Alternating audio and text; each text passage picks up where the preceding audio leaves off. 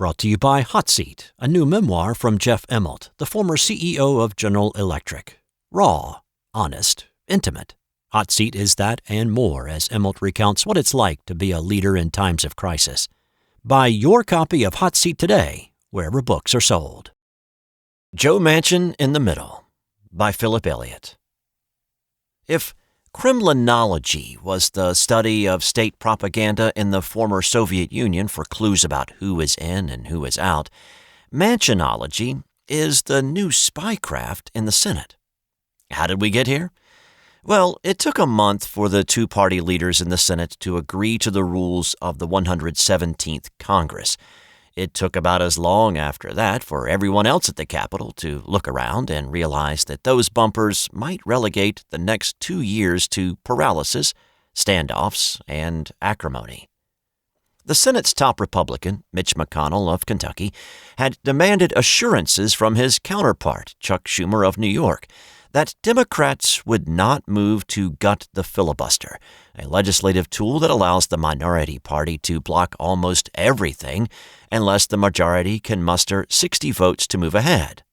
McConnell was looking around after losing 2 seats in Georgia in January and wanted to make sure his party wasn't going to be relegated to furniture in the upper chamber when each party controlled an even 50 states and Vice President Kamala Harris was the tiebreaker on every party line vote.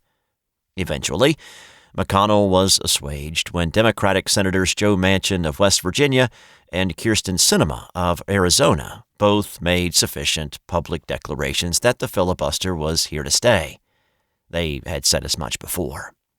McConnell declared victory and agreed to a power-sharing agreement that gave Democrats operational control while preserving equal staff and office space to both parties. It was similar to a 2001 agreement that briefly saw a 50-50 Senate. But then things started to quiver. Democrats began to realize that their agenda was tied to a power-sharing agreement that still requires 60 votes for almost everything.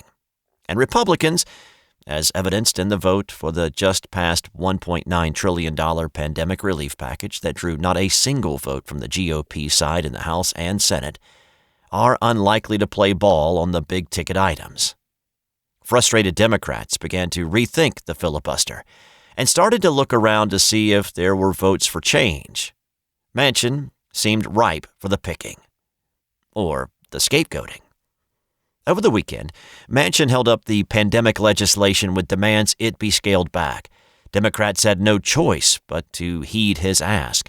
Without him, the measure would have failed. And going forward, as Democrats consider changing the rules to allow them to govern by the basic majority rule, Manchin, again, will be crucial. In a way, this all arguably makes Manchin the most powerful member of the Senate. Since the pandemic relief package passed on Saturday, Manchin remained at the fore. Taking something of a Sunday morning stroll on the political show's red carpet, he seemed to indicate that he was willing to move to a talking filibuster, meaning the objecting senator would have to maintain a physical presence in blocking things from moving forward. A day later, he backed off that, and aides said he still prefers 60 votes. And then by Tuesday, Manchin was gobsmacked that anyone would have so much interest in what he has to say about Senate rules at all. "Jiminy Christmas, buddy. That's why I even hate to say anything to you," he told Politico. But this is where we are in the Senate, parsing Manchin's every word for a hint he's going to move. Things are likely to remain parked for some time. Liberals are taking issue with Manchin's Lucy and the football fake-out. They are trying to add pressure to him to get on board a move to reform the filibuster, if not kill it. Manchin knows his power at this moment. When he was interviewed on Fox News Sunday, host Chris Wallace cut right to the point. "You are on 4 Sunday shows today, and the question I have is, are you enjoying your position of power maybe a little too much?" Manchin, seeming to pause a minute here, returned with modesty. "I sure hope not. Oh my goodness, that would be horrible," Manchin said.